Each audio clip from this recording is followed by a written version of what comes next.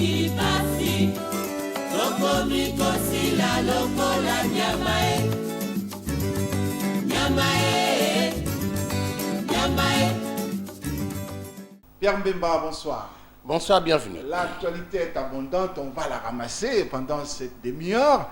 Le président Obama effectue une tournée à travers les continents. Il commence par le Sénégal. Tout un message. Hein?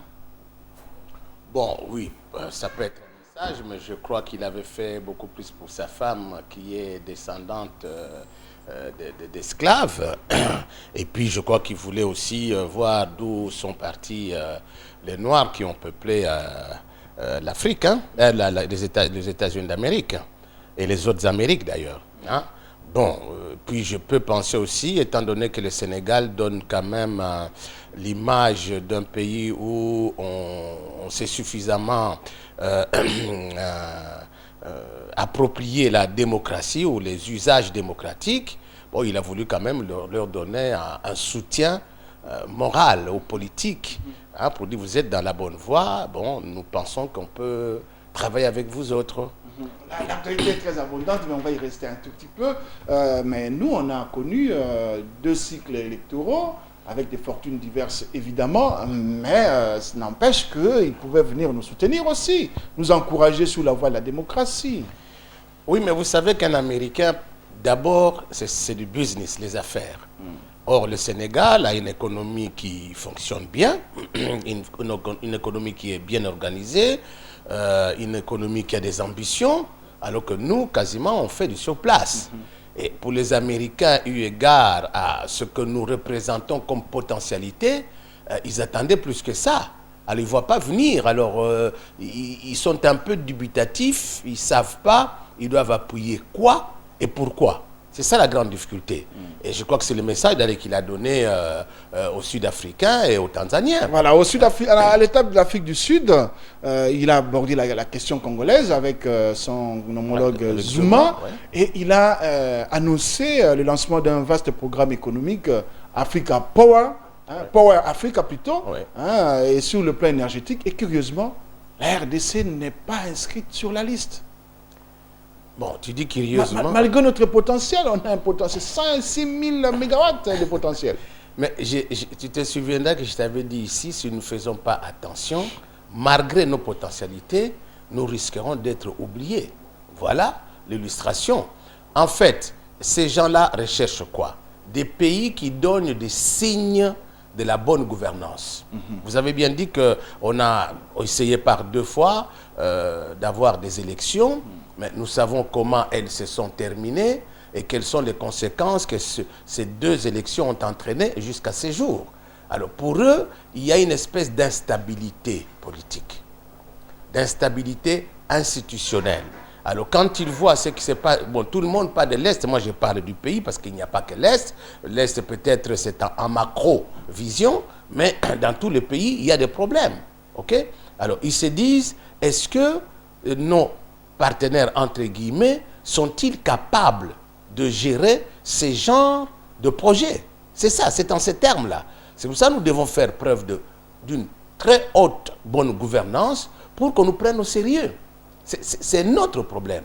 Hein? D'ailleurs, nous-mêmes, nous le disons que Mouzé l'a dit, Lumumba l'a dit, quand le Congo sera développé, l'Afrique va se développer. Comme on ne se développe pas, nous devenons un fardeau, comme je l'avais dit, je le répète, un fardeau lourd pour les autres.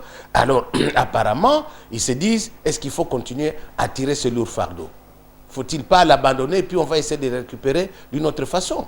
Et c'est ce qui se prépare. Et c'est à nous à ouvrir l'œil et le bon et que nous puissions réagir le plus rapidement possible, positivement, pour qu'on nous prenne au sérieux, que nous pouvons prétendre être des véritables partenaires dans l'évolution du monde et particulièrement dans l'évolution de l'Afrique.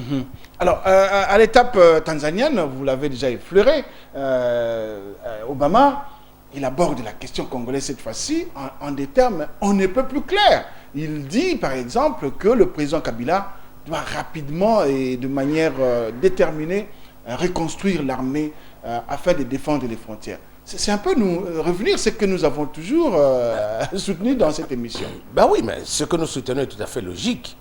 un grand pays, pour prétendre être une puissance, on doit aussi avoir la puissance militaire pour défendre la puissance économique, diplomatique et financière. Oui. Mais quand vous n'avez pas ça, vous donnez l'impression aux autres que vous êtes inconscient dans la compréhension des choses du pays. C'est ça notre grande difficulté.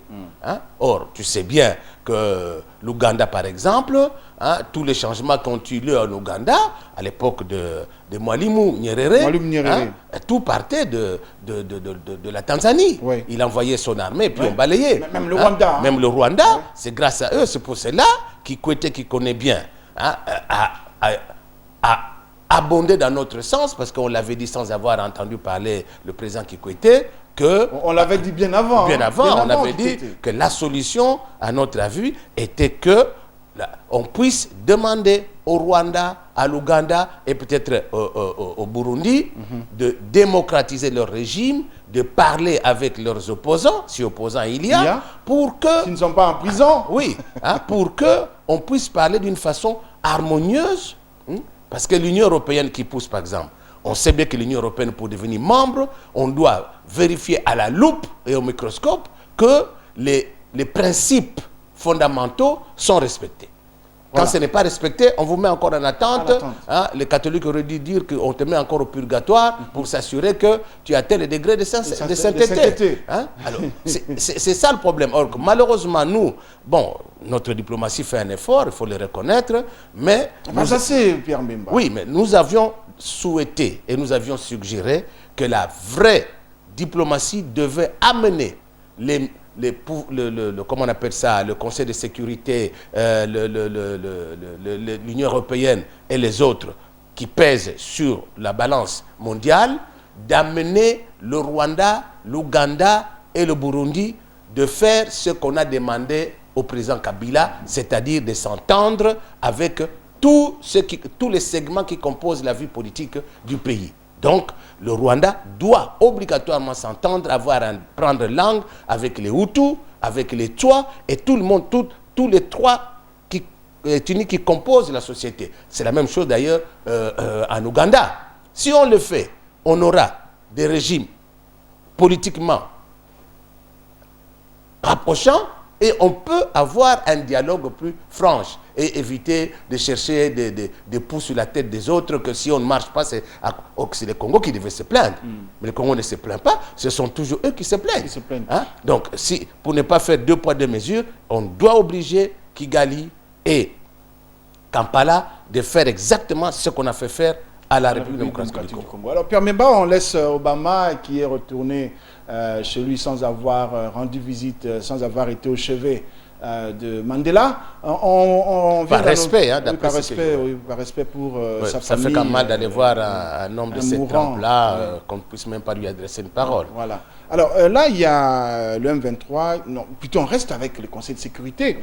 Hein, il y a eu un nouveau rapport d'experts qui est sorti curieusement le 30 juin, et qui fait état que l'Ouganda ne soutiendrait plus le M23, mais que le soutien du Rwanda est limité au M23. Quel commentaire vous réservez à un pareil rapport? Bon, je ne sais pas s'il y a encore besoin de faire un commentaire, je l'ai suffisamment dit ici. Il faut savoir que ces 2 pays-là participent comme des sous-traitants là où les États-Unis veulent bien faire quelque chose. C'est ça. OK?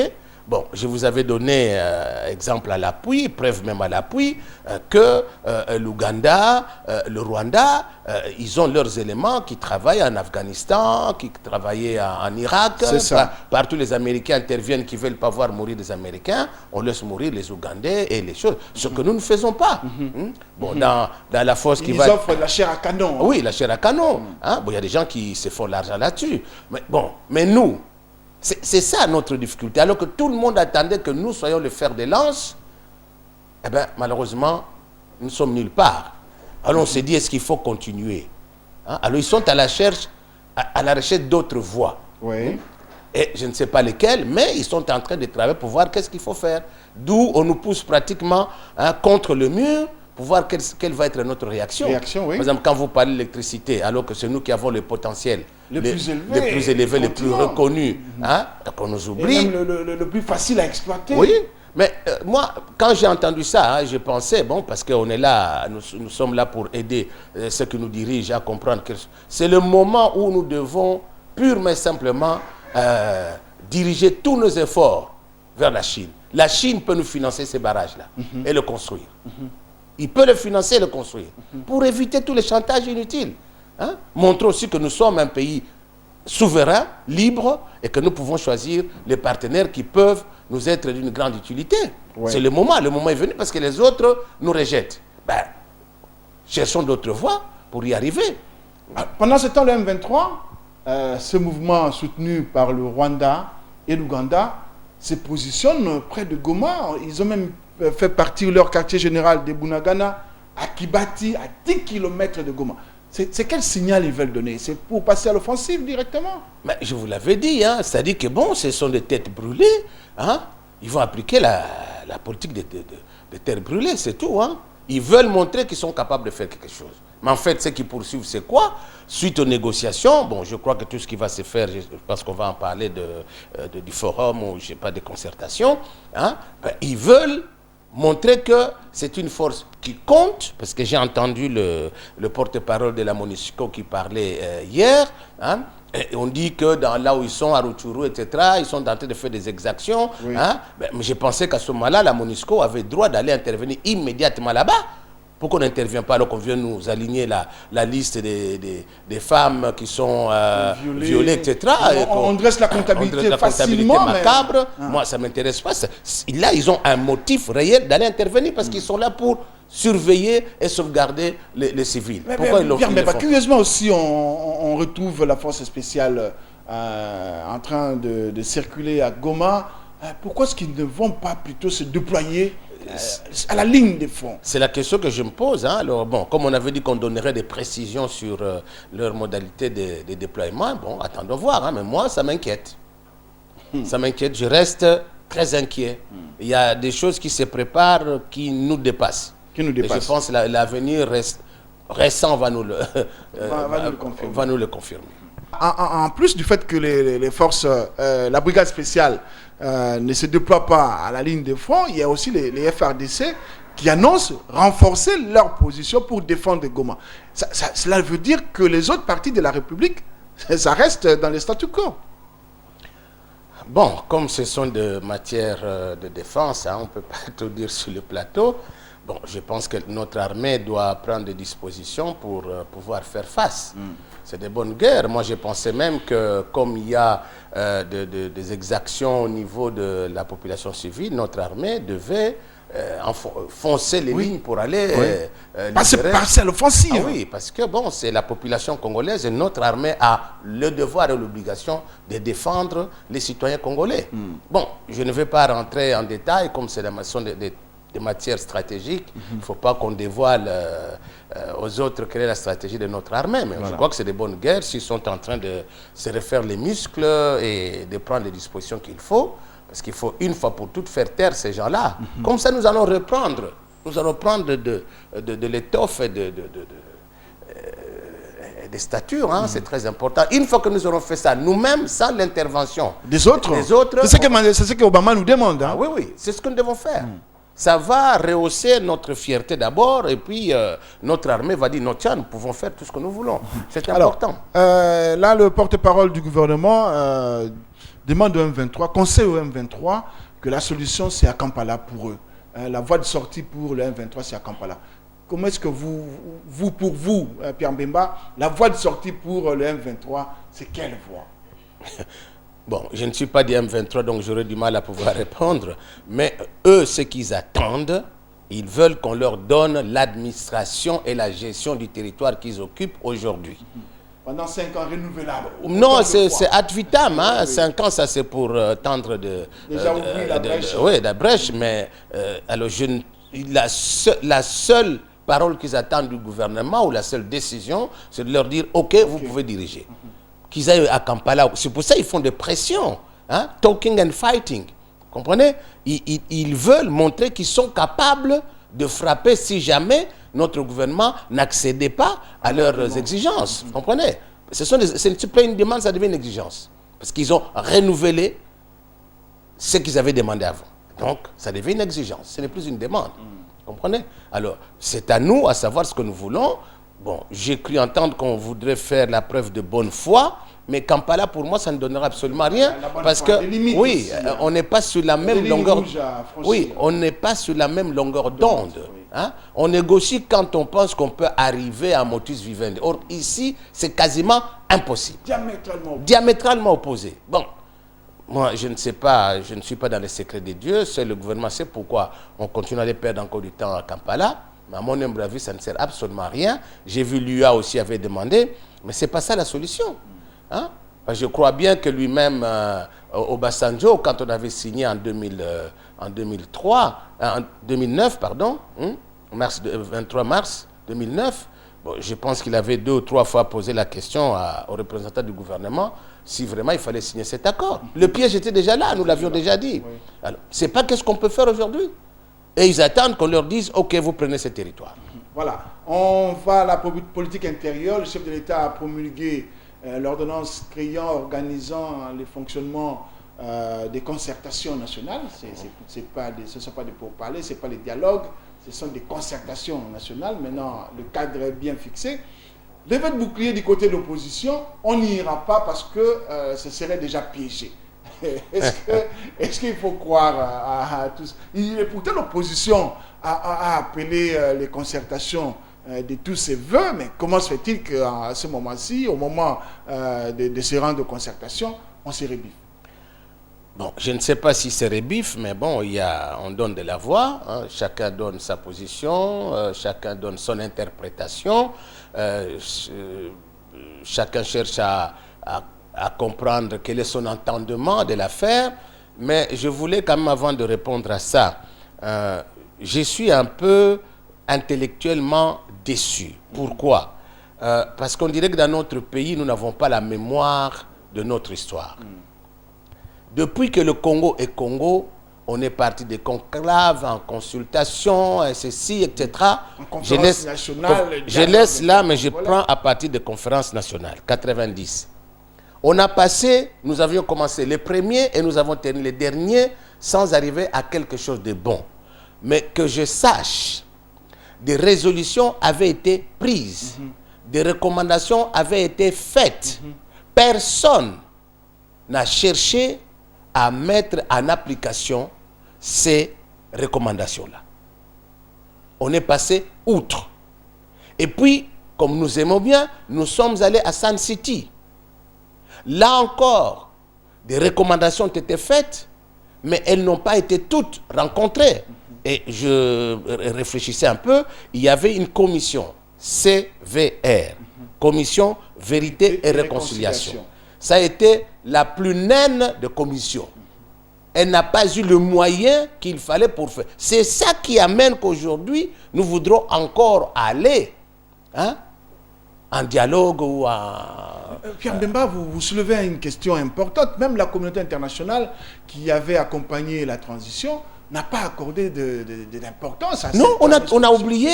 La commission la plus importante de toutes, on l'a oubliée. On l'a oublié alors qu'en Afrique du Sud, parce qu'on avait pris exemple sur l'Afrique du Sud, c'est la seule commission qui est continuée après qu'on ait tout fait.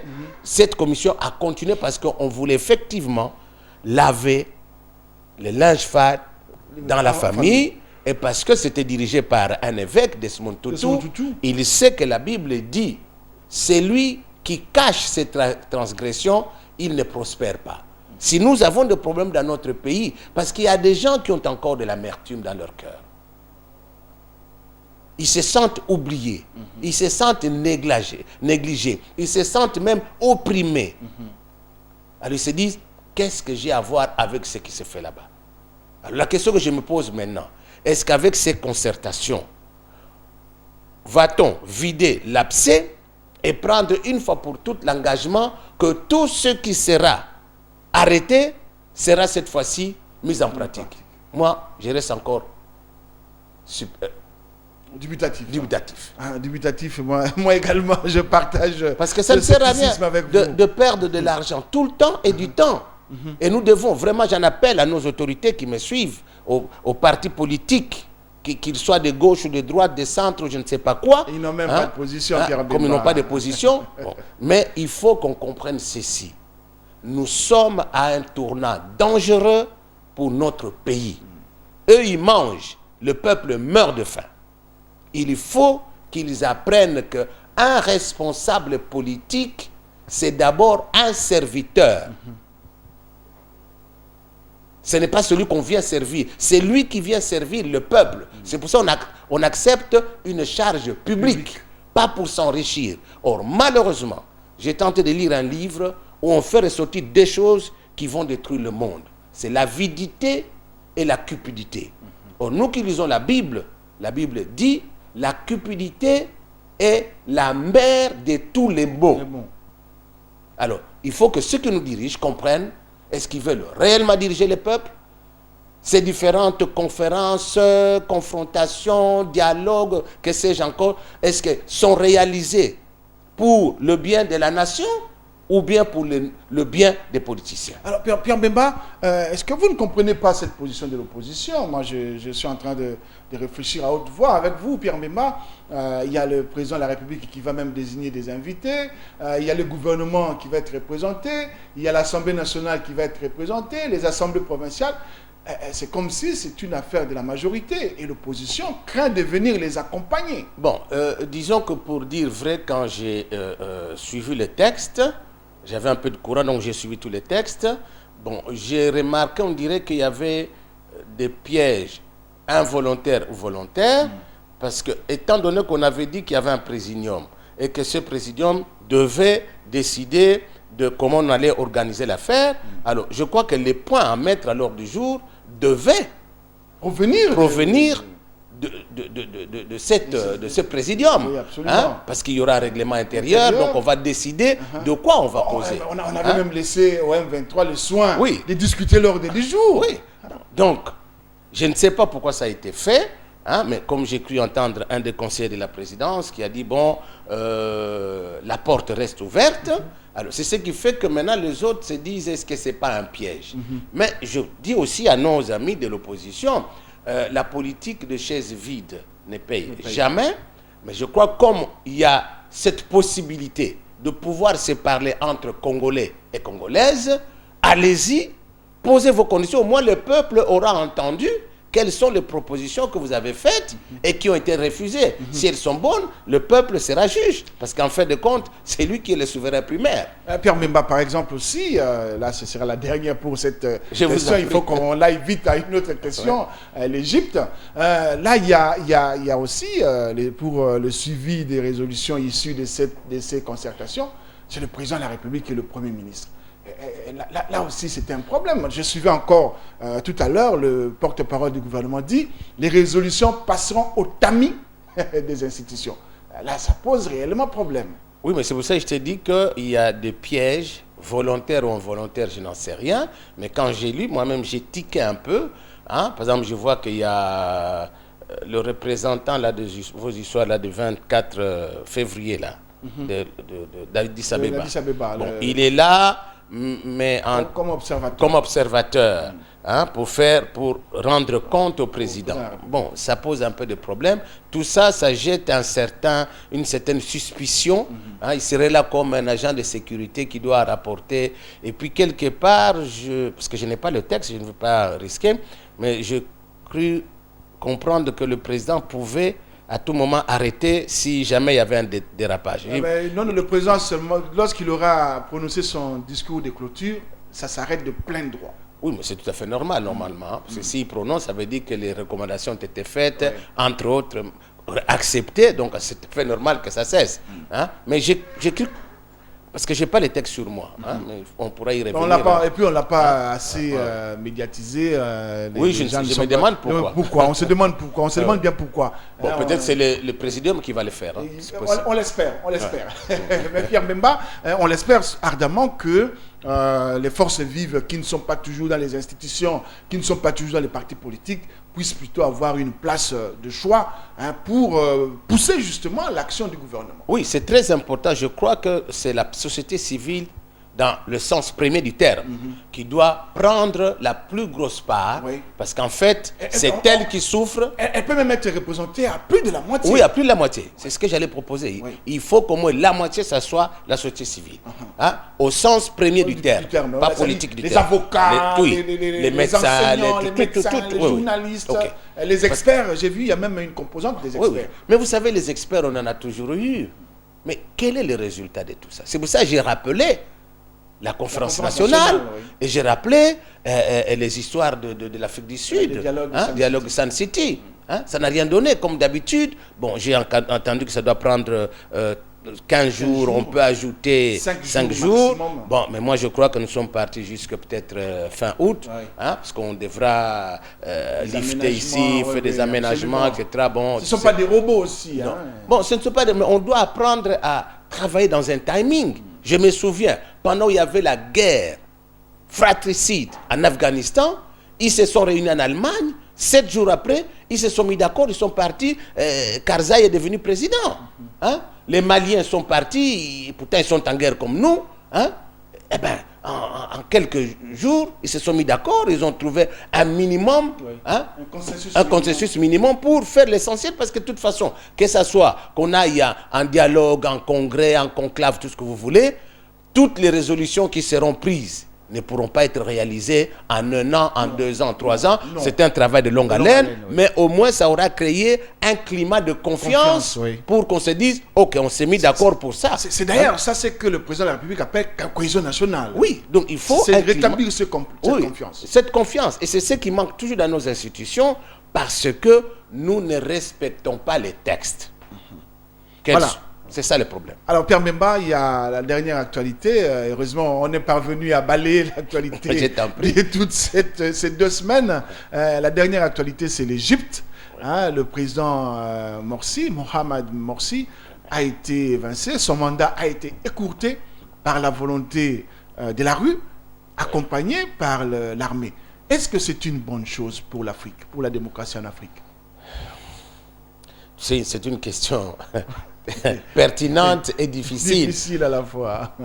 Bon, comme je ne dispose pas de tous les éléments essentiels, parce que là, c'est la face visible d'iceberg, qu'est-ce qu'il y a là derrière, je n'en sais pas, j'ai essayé un peu de réfléchir, mais je pense que les vrais maîtres du monde, ayant peut-être constaté qu'il avait un peu des accointances prononcées avec des régimes que eux ne soutiennent pas, entre autres l'Iran. Bon, est-ce que tout ça a été fait dans ce sens pour enlever quelqu'un qui pourrait peut-être renforcer un bras que les autres voudraient voir complètement cassé? Bon, deuxièmement, je pense aussi que il a pris certaines mesures, mais je crois qu'il est allé un peu trop vite en besogne, en ce sens que beaucoup de lois étaient plus dirigées vers l'islamisme et que les gens pensaient qu'il devait être un peu plus moderne. Bon, évidemment, on ne peut pas demander à quelqu'un de changer du jour au lendemain. Alors, je pense que tout ça a fait que ça a créé des mécontentements et que, bon, les gens ont dit, bon, peut-être vaut mieux arrêter l'hémorragie maintenant. Peut-être c'est ce qui est arrivé, parce que bon, ça a été très vite ces dernières semaines ici, puis on a monté contre. Bon, qu'est-ce que tu veux? C'est parfois ça le revers de la médaille, quand on doit remplacer quelqu'un qui est resté plus longtemps aux affaires, parce que Moubarak a fait à peu près une 30aine d'années aux affaires, officier hautement supérieur de son armée. Bon, il a pu se créer des relations solides et que, bon, ce n'était pas étonnant qu'aujourd'hui, on se retrouve dans cette situation. Mais ce n'est pas bon pour l'Afrique. Merci Pierre Mbemba. C'est moi qui vous remercie.